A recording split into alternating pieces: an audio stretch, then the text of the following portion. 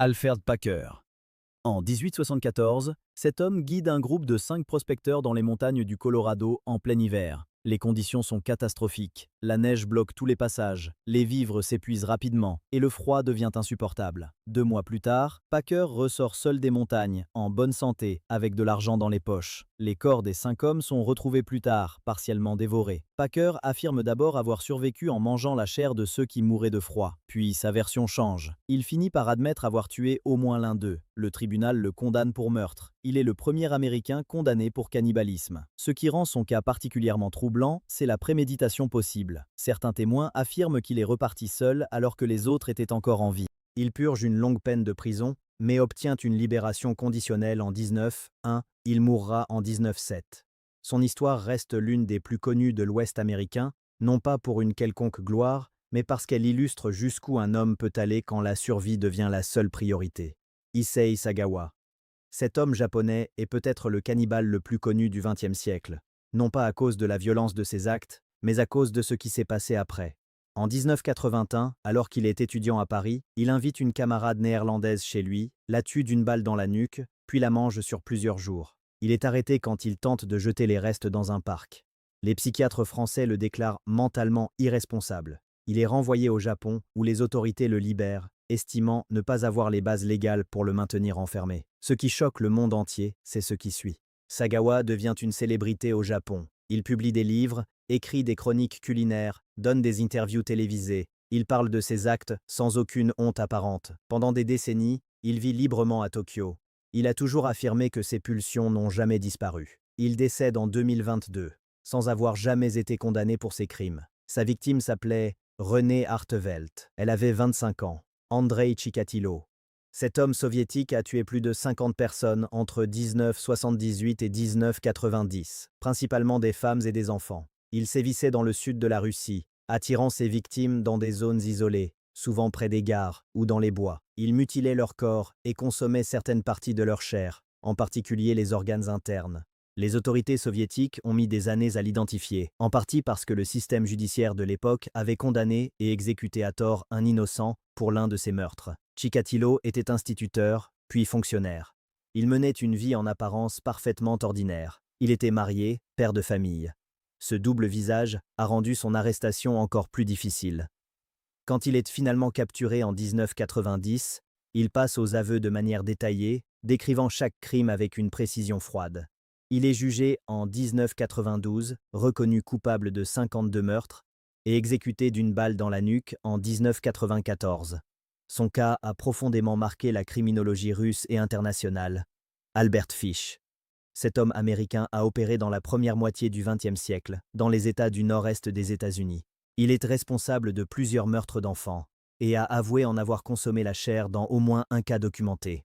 Sa victime la plus connue est Grace Budd, une fillette de 10 ans enlevée en 1928. Fish avait contacté la famille sous un faux prétexte, puis emmené l'enfant avec lui. Des années plus tard, il envoie une lettre à la mère de Grace, décrivant avec précision ce qu'il lui a fait. C'est cette lettre qui permet aux enquêteurs de remonter jusqu'à lui. Il est arrêté en 1934. Lors des interrogatoires, il révèle un nombre troublant d'actes violents commis sur des enfants à travers tout le pays sur plusieurs décennies.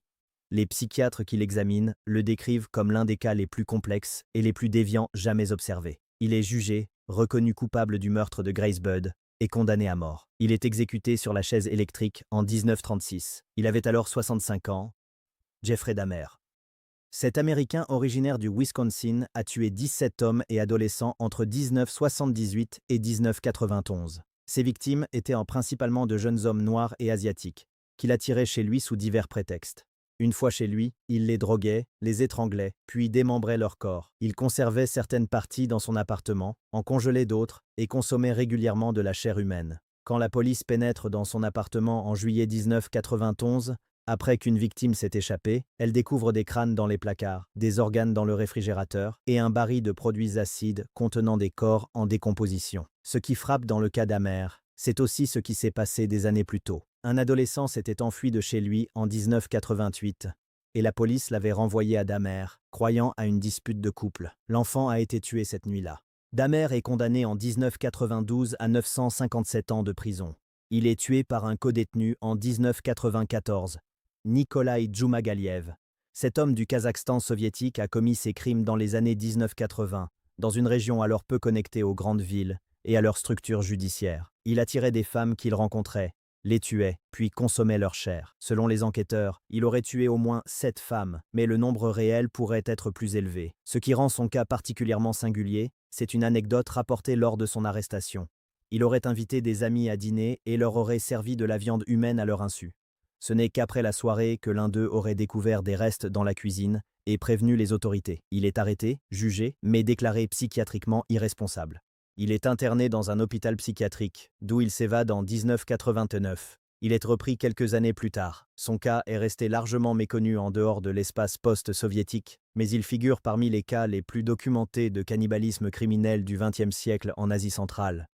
Armin Meiwes.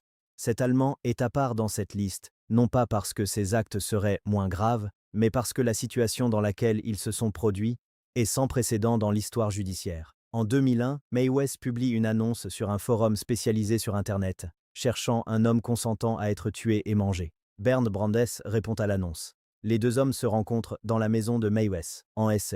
Brandes accepte ce qui va se passer. Tout est filmé. Meiwes tue Brandes, le découpe et consomme sa chair sur plusieurs mois, la conservant dans son congélateur. Il est arrêté en 2002 après avoir posté une nouvelle annonce. Lors du procès, la question centrale est celle du consentement. La justice allemande est confrontée à un vide juridique. Le premier jugement retient l'homicide à la demande, une infraction moins grave que le meurtre. Mais la cour d'appel condamne finalement Meiwes à la réclusion à perpétuité pour meurtre en 2006. Il est toujours en prison. Son cas a directement conduit à des modifications de la législation allemande sur les actes commis entre adultes consentants. Karl Denke. Cet homme allemand tenait une auberge à Münsterberg, en Silésie, au début du XXe siècle. Il était connu dans sa ville comme un homme calme, généreux, serviable. Les habitants le surnommaient affectueusement Papa Denke. Personne ne se doutait de ce qui se passait dans les pièces de son établissement. En 1924, il est arrêté après avoir blessé un client à la hache. Les policiers fouillent alors sa maison et découvrent l'une des scènes les plus troublantes de la criminalistique allemande de l'époque. Des seaux remplis de saumure contenant de la chair humaine, des os soigneusement rangés, un registre tenu avec une précision méthodique dans lequel il notait le nom, la date et le poids de chaque victime. On lui attribue au moins 30 morts, principalement des voyageurs de passage. Il est soupçonné d'avoir vendu de la viande humaine sur les marchés locaux. Il se pend dans sa cellule peu après son arrestation, en décembre 1924, avant d'avoir pu être jugé. Les enquêteurs n'ont jamais pu déterminer avec certitude combien de personnes il avait tué. Luis Alfredo Garavito. Cet homme colombien est reconnu comme l'un des tueurs en série les plus meurtriers jamais jugés au monde. Entre 1992 et 1999, il a tué au moins 138 enfants et adolescents à travers toute la Colombie. Ses victimes étaient des enfants de la rue ou des milieux défavorisés. Il les approchait en se faisant passer pour un travailleur social ou un moine, leur offrait de l'argent ou de la nourriture, puis les emmenait dans des zones rurales isolées. Les corps retrouvés présentaient des traces de torture, de violences sexuelles, et dans plusieurs cas, de mutilations suggérant que des parties du corps avaient été consommées. Garavito est arrêté en 1999 et finit par avouer la quasi-totalité des meurtres. Le code pénal colombien, avec ses réductions de peine pour aveu et coopération, lui permet d'éviter l'emprisonnement à vie. Sa peine maximale effective était limitée à 40 ans. Il a par la suite prétendu vouloir faire de la politique depuis sa cellule, déclenchant une vague d'indignation nationale. Il est toujours incarcéré. Joachim Kroll. Cet homme allemand a opéré en Rhénanie du Nord-Westphalie pendant plus de 20 ans, entre 1959 et 1976. Il a tué au moins 14 personnes, principalement des femmes et des enfants. Après chaque meurtre, il découpait certaines parties du corps et les ramenait chez lui pour les manger. Il vivait seul dans un petit appartement où il menait une existence discrète, presque invisible. Ce qui a finalement conduit à son arrestation n'est pas lié directement à l'un de ses crimes. En 1976, des voisins signalent que les toilettes communes de l'immeuble sont bouchées. Le plombier découvre que la canalisation est obstruée par des viscères humains. La police est appelée. Quand les enquêteurs entrent dans l'appartement de Kroll, ils trouvent de la chair humaine dans une casserole sur le feu et d'autres morceaux de corps conservés dans le réfrigérateur. L'une des victimes était une petite fille de 4 ans. Kroll est condamné en 1982 à 9 peines de réclusion à perpétuité. Il meurt en prison en 1991 d'une crise cardiaque. Sacha Spesivzewa. Alexandre Spesivtsev est né le 1er mars 1970 à Novokuznetsk, en Sibérie. Il commet ses crimes dans les années 90, en plein effondrement de l'Union soviétique. Institutions défaillantes, chômage de masse, enfants abandonnés livrés à eux-mêmes dans les rues des villes russes. C'est précisément ces adolescents des rues que Spessivtsev choisit comme victimes. Il les attire dans son appartement, les tue, démembre leur corps et consomme leur chair. Sa mère Ludmila vivait avec lui. Elle ne se contentait pas de couvrir les crimes. Elle y participait directement, allant jusqu'à ramener elle-même des victimes à son fils. Les autorités découvrent l'horreur par hasard, lors d'une visite de techniciens venus vérifier les canalisations. Le nombre exact de victimes n'a jamais été établi. Au moins 19 meurtres sont documentés, mais certaines sources avancent jusqu'à 82. Déclaré irresponsable pénalement pour schizophrénie, Spessivtsev échappe à toute peine de prison. Il est placé en internement psychiatrique forcé, où il se trouve toujours. Dorangel Vargas.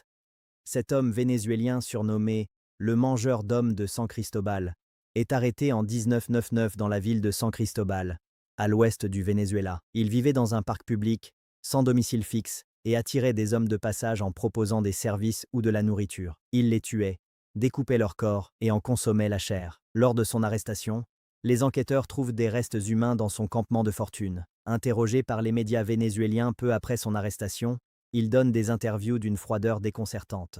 Il affirme notamment avoir une préférence pour la chair des hommes en bonne santé et rejeter celle des personnes âgées ou trop maigres.